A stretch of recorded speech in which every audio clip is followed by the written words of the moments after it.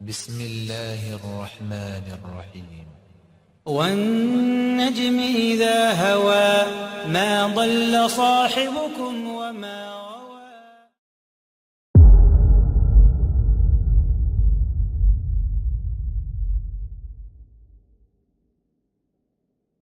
بسم الله الرحمن الرحيم.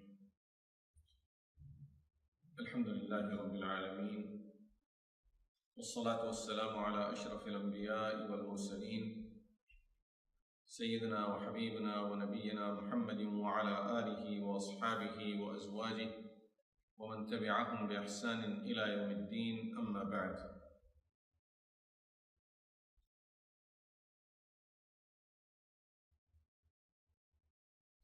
باب من عال ثلاث أخوات. عن أبي سعيد الخدري رضي الله عنه أن رسول الله صلى الله عليه وسلم قال: لا يكون لأحد ثلاث بنات أو ثلاث أخوات فيحسن إليهن إلا دخل الجنة. Continuing with Adabul Mufrad by Imam Bukhari rahimahullah. The chapter is about taking care of three sisters. The hadith is narrated on the authority of Sayyidina Abu Sa'id al-Khudri radiyallahu anhu that Rasulullah sallallahu alayhi wa sallam said, whoever has three daughters or three sisters and he takes good care of them, illa dakhal al-jannah, most certainly that person will go to Jannah. In the previous chapter, we talked about the virtue of taking care of daughters. In this hadith, Rasulullah sallallahu alayhi wasallam, in addition to daughters, he mentioned the sisters also. And this is also very important for us to remember. Sometimes people consider their sisters to be burden on them. And in many cases, people don't take care of their sisters. That is not my daughter, it's not my responsibility, it's dad's responsibility. And if dad is not there, generally they get lost. No one is there to take care of them. Rasulullah sallallahu alayhi wa sallam says, a person who would take care of three daughters or three sisters, فَيُحْسِنُ إِلَيْهِنَّ, he shows kindness towards them. He is taking good care of them. إِلَّا دَخَلَ الْجَنَّةِ, surely that person will go to Jannah. So such a great reward. You can't mention a higher reward than Dakhal al-Jannah. This has to be the highest reward, which is, of course, at the same time, is a sign of Allah subhanahu wa ta'ala's pleasure. Dakhal al-Jannah means that person will go to Jannah only if Allah subhanahu wa ta'ala is pleased with the person. Babu fadli man ala ibnatahu al-marduda. The next chapter is about taking care of one's daughter who is divorced.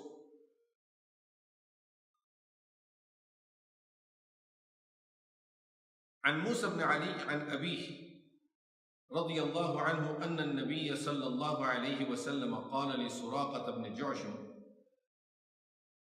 ألا أدلك على أعظم الصدقة أو من أعظم الصدقة؟ قال: بلى يا رسول الله.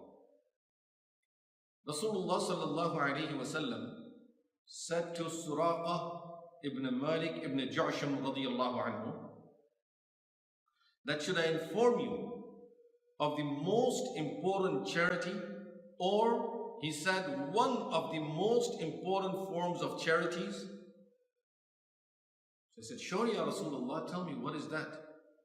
Rasulullah sallallahu alayhi wa sallam said, Ibnatuka mardudatun ilayk, laysa laha kasibun ghayruk.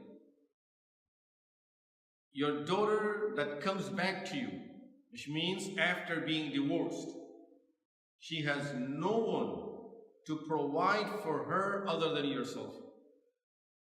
Which means she's dependent on you. If you don't take care of her, she is lost. She has no one to take care of her. Rasulullah sallallahu alayhi wasallam said, when you take care of your daughter that was divorced, she came back to you, and you take good care of her at that time, this is one of the highest form of charities a person can give in this world. Amazing. It's your own daughter. You're supposed to take care of her. Even if there was no reward, you're supposed to take care of her. It's your daughter. Rasulullah sallallahu alayhi wasallam is mentioning such a high reward for this, considering this to be the highest form of sadaqah a person can pay. Of course, we know the reward of sadaqah is something, there is no limit to it. Rasulullah sallallahu alayhi wasallam tells us a small piece of grain will be as big as a mountain. This is a normal sadaqah. Imagine when you get to the higher forms of sadaqah. And here you are getting to one of the highest form of sadaqah. Few things that we need to notice in the light of this hadith. One is Rasulullah sallallahu alayhi wasallam is telling us the importance of our daughters and the importance of taking care of our daughters. And especially once the daughter was married and you thought you fulfilled your responsibility, most of the time at that situation, parents relax and they say, our responsibilities are over. Now, they have their own future plans based on now, we have done whatever we needed to do, our responsibilities are over, we married all of our children, they got their education, now we're going to relax. And all of a sudden, one of the daughters comes back to you and she's divorced. In this situation, generally this family, be it parents, brothers, sisters, and other relatives, they consider her to be a burden on them. Why did she come back?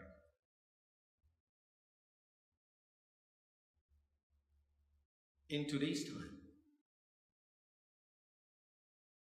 what many people do is, and we don't realize, maybe unknowingly, it's just a train that we got into. We don't see what we are doing.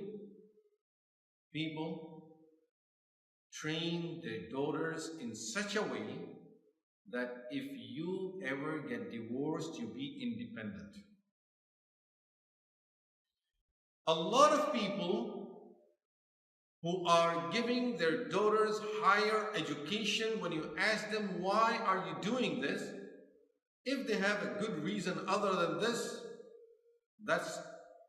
that may be good, but generally the answer is, what if she get divorced? In simple words, you are preparing your daughter from this age to think about getting independent after a certain age. So when she gets independent, then she even tells her husband that I don't need you.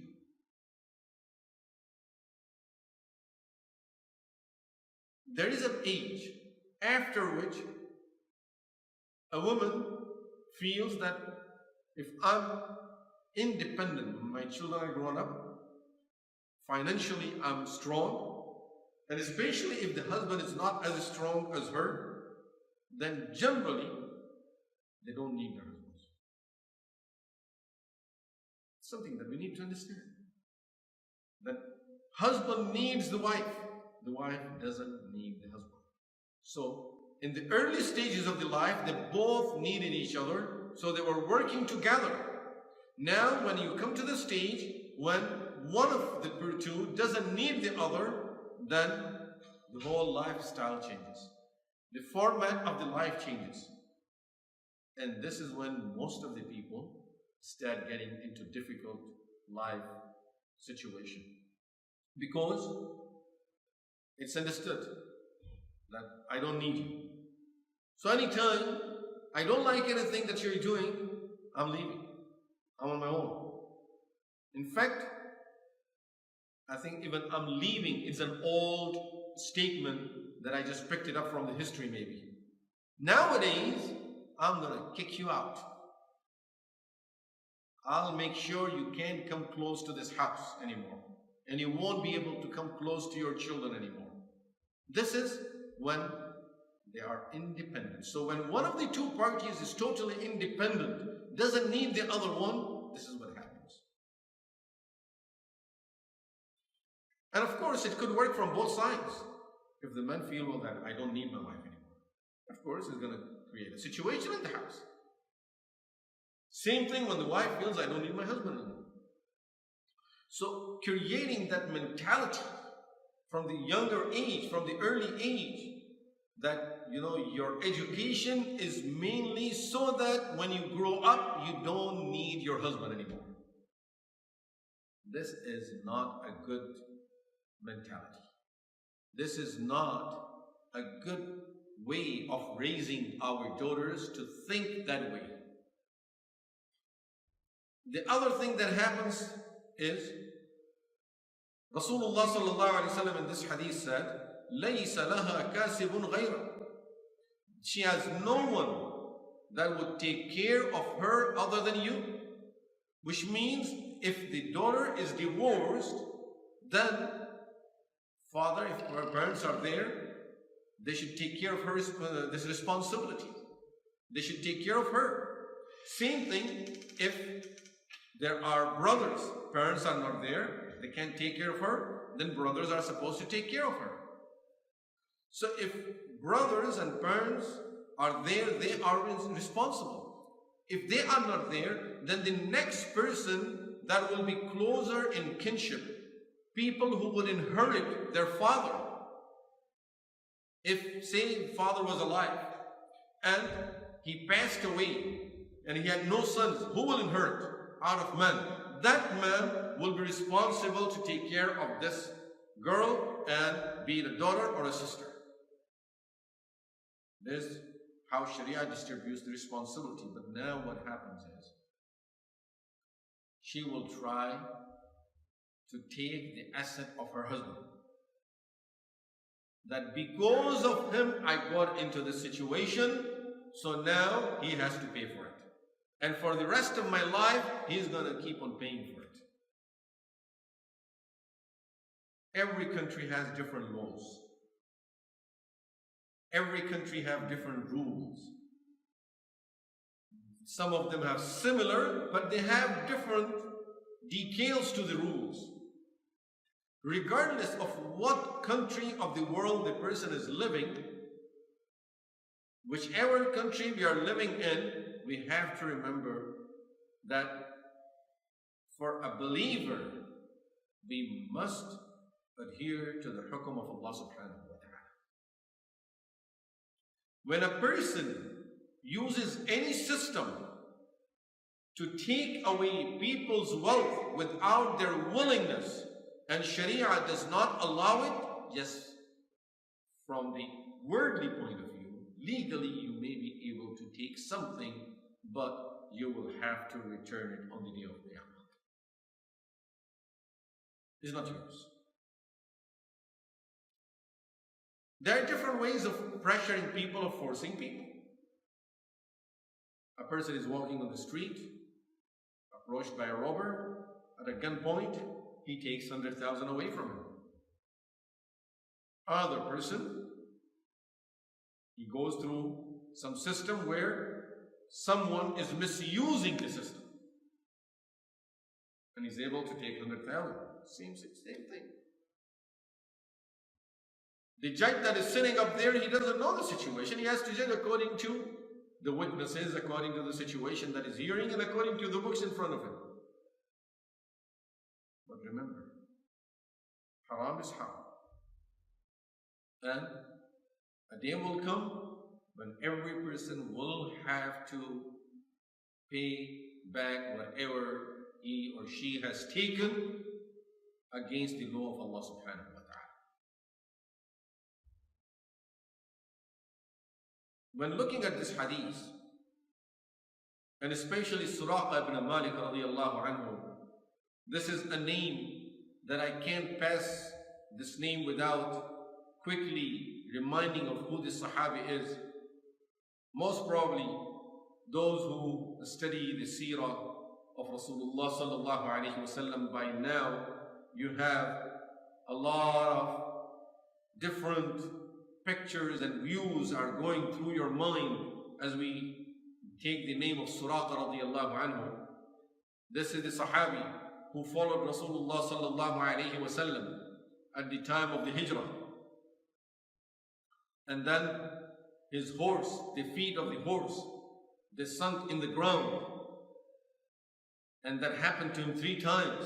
And finally he went to Rasulullah sallallahu alaihi wasallam and he accepted Islam. Rasulullah sallallahu alaihi wasallam told him, Suraqa, think about a day when you will be wearing the bracelets of Kisra. Now this is a villager.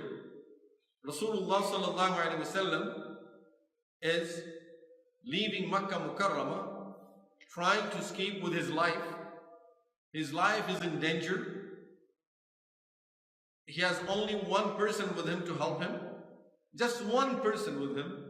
And is telling Suraqa in the desert, telling this villager in this situation that he is in, that think about the day when you will be wearing the bracelets, the golden bracelets, the most expensive bracelets in the world, and those will be the bracelets of Kisra, the king of the Persian Empire. From what Suraqa ibn Malik radiallahu anhu had just seen, Allah gave him such a strong iman that he believed in it. Otherwise, any other person would laugh at it. Look at your situation. You have one person only that is helping you right now. You have only one person that is traveling with you. And I'm a villager. He is sitting in the position of being the most powerful man on earth from the worldly point of view. He is the person who's heading the superpower of his time, the Persian Empire. How would I wear his bracelets? I'm not even allowed to talk to this man. I can't even see him. And Rasulullah sallallahu alaihi wasallam is telling him a day will come when these bracelets will be in your hands. Not too long after that. We're talking about how long? Almost about 20 years from this time. 20 years later, during the Khilafah of Umar radiallahu anhu, they conquered that area. And when the Sahaba that were over there, they collected all the spoils of war and they sent it to Umar radiallahu anhu. Umar radiallahu anhu started going through it and he sees those golden bracelets of Kisra. Now, wearing gold is haram for men. But he remembers that hadith. So he calls Suraqa in front of all people. And he says, Suraqa, come forward. Yes, Amir al-Mu'minin, I'm here. What do you need me for? Put your hand out. And he puts his hand out. And Umar radiallahu anhu puts those bracelets in Suraqa's hand. And that is the time when Sahaba saw this. They all had tears in their eyes. That Rasulullah sallallahu alaihi wasallam have passed away about 10 years ago. But 20 years back in the desert, he was seeing this day the way we are seeing it today. 20 years back, he was seeing it. And he saw these bracelets in Suraqa's hands. SubhanAllah. This shows the true Nabuwah, that they were seeing signs of prophethood. Who other than a prophet of Allah can say something like this? And in reality speaking, who other than a Sahabi can believe in it in that situation? People are looking to kill you. You couldn't even protect yourself in Makkah. You didn't have enough support in Makkah to protect your own life in your own hometown. You're hiding away from people. You're telling me that you will be taking over the superpowers of the world? The people's right. So it really needs this iman of Sahaba Ridwanullahi alayhim ajma'een to trust these type of statements of Rasulullah. Hadith. Rasulullah sallallahu alayhi wa sallam said, مَا أَطْعَمْتَ نَفْسَكَ فَهُوَ لَكَ صَدَقَةٌ. Whatever you eat is a sadaqah for you, is a charity. Number 2, وَمَا أَطْعَمْتَ وَلَدَكَ فَهُوَ لَكَ صَدَقَةٌ. Whatever you feed your children is a charity for you. Number 3, وَمَا أَطْعَمْتَ زَوْجَكَ فَهُوَ لَكَ صَدَقَةٌ. Whatever you feed your wife is a charity for you. وَمَا أَطْعَمْتَ خَادِمَكَ فَهُوَ لَكَ صَدَقَةٌ. And whatever you feed your servant is a charity for you. Rasulullah sallallahu alayhi wa sallam is telling us that these are different forms of charity. These are different forms of sadaqat. Sometimes people consider spending money on food to be wastage of money. Of course, we are not talking about being extravagant and just wasting and just buying for show off and then wasting food, eat half a plate and throw the other half in the garbage, or eat half an apple and throw the other half in the garbage.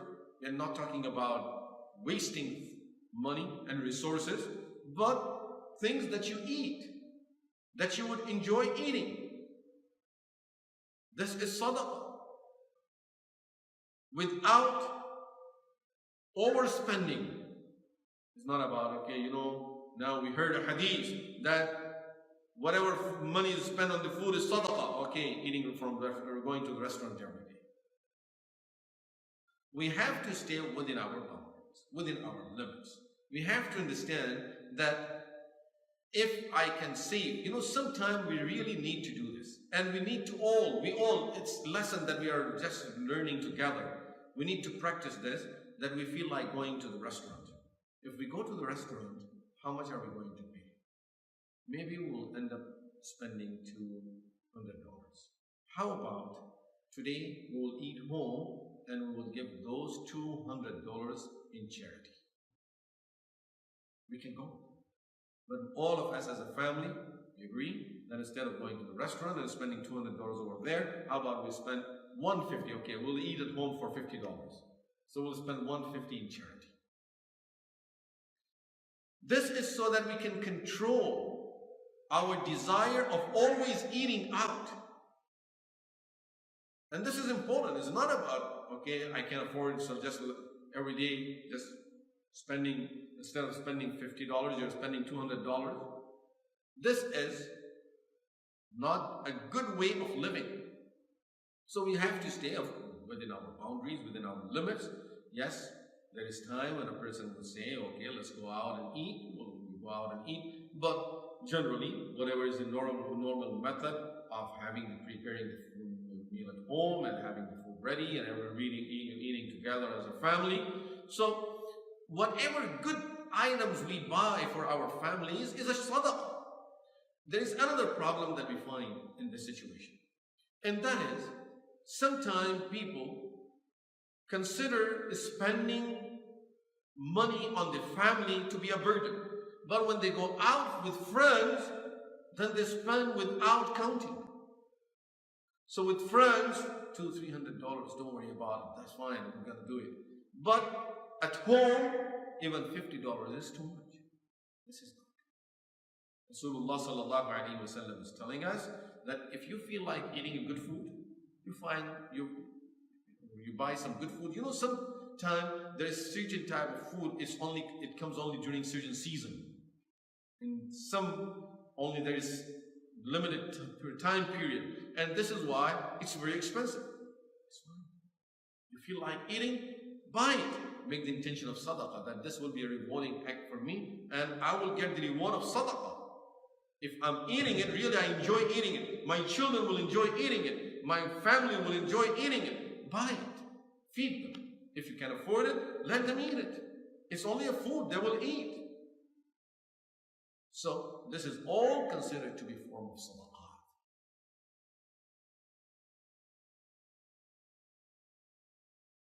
The next chapter is about Man kariha an yatamanna maut al-banat. To dislike having daughters.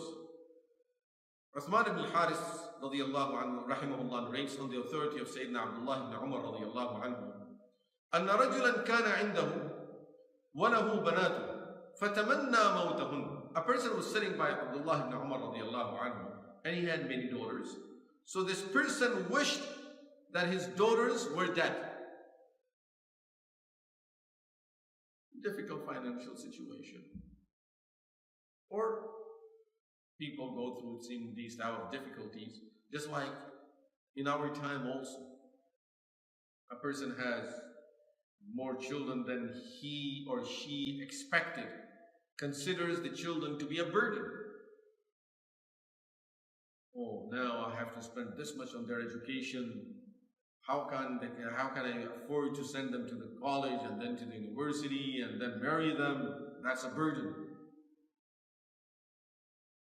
And this is why a lot of people don't like to have more children, 2, maximum 3. They don't like to have more than that. Why? It's all because of financial burden. Really, this hadith applies there. That this person wished for his daughters to be dead. فَغَضِبَ ابْنُ عُمَرَ. Sayyidina Abdullah ibn Umar radiyallahu anhu was very angry to hear that. And he said, أَنْتَ تَرْزُقُهُنَّ. Are you their provider? Allah is Razzaq. Inna Allah huwa Razzaq. Allah is the provider. Do you think you are the provider? In fact, the fact is, Rasulullah sallallahu alayhi wa sallam said, إِنَّمَا تُنصَرُونَ وَتُرْزَقُونَ بِضُعَفَائِكُمْ. You get your sustenance and you get the nusra and the help of Allah through the weak people amongst you. When you take care of the weak people, Allah helps you also and He opens the doors of rizq and help for you. When the person closes that door, Allah makes his life a little difficult for him too.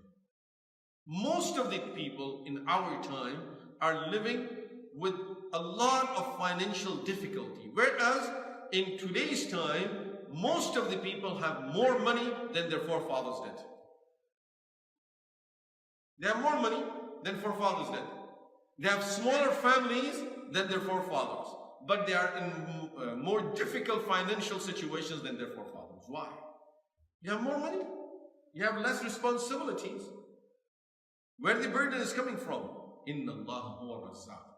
Allah is the Razzaq. He gives you a lot when it comes to counting. But when you think about it, you feel, oh, I need much more than this. I need a lot more than this. And this is when the person keeps on going through this stress. That nothing is enough for me. I'm working so hard. I've been working for so many years and it's not enough for me.